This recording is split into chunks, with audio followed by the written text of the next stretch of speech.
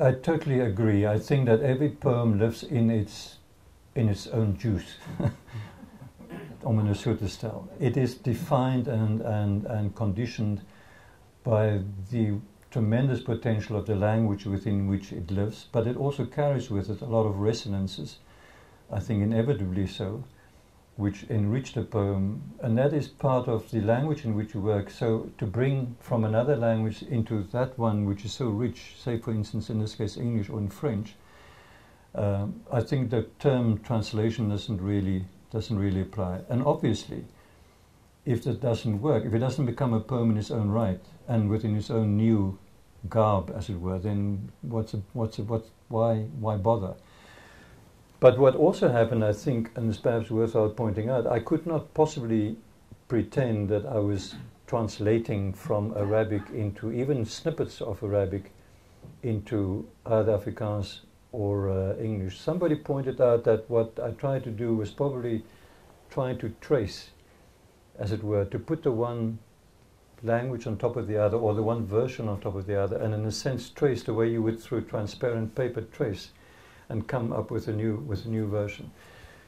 I would not, ek sou nie sê dit is iets wat 'n mens moet probeer doen sistematies nie. Ek sou nie sê dis iets wat 'n mens moet toepas wanneer jy vertaal nie. Ek dink ek het myself toegelaat hier om 'n sekere aantal kansse te vat en 'n sekere aantal waagstukke te doen, en miskien werk dit partykeer en ander kere werk dit weer nie. But I wouldn't, if I had to speak to people who would say, you know, what do I do when I translate, I would say, do it your own way. I mean, find your own way forward. Because I do think there's a lot to be said with trying to stick as closely as possible, obviously. Yeah. I'd like to say also that things have changed for me. The first book of poems of Breyten I translated, Breyten was in jail, so I had nobody to talk to. I was alone in Paris and struggling with some words.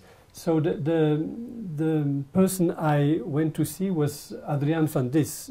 He's a translator into Dutch. And he said, you have to stick really as close as possible to the meaning. I said, sometimes it's strange in French. He said, but Breyten is strange in Afrikaans as well, so you can do it.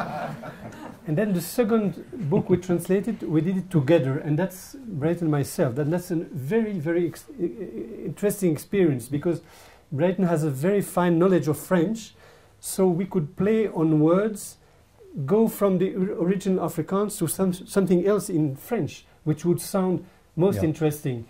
And that's for this third one. I had to do it very quickly. I was on the verge of leaving for South Africa, and I think I had 2 weeks to translate it.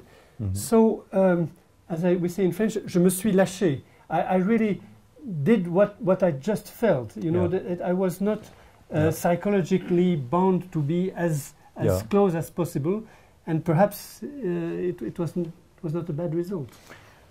Yeah, sometimes it's good. I mean, over short periods, it's good to go in a spurt of, you know, as that old saying goes in Wolof, that by yourself you travel fastest or fast, but in the company of others you go further. And this is a short book. It's a spurt. It came about, I don't think I could have continued, for instance, beyond the last poem. Definitely not. It has to do with a very intense moment when this man's voice is still in your ear, and the strange thing happening that you learn about him dying when you knew it was going to happen, you expected it, but it comes to you on the island of Gory. It's the Petite Hivernage.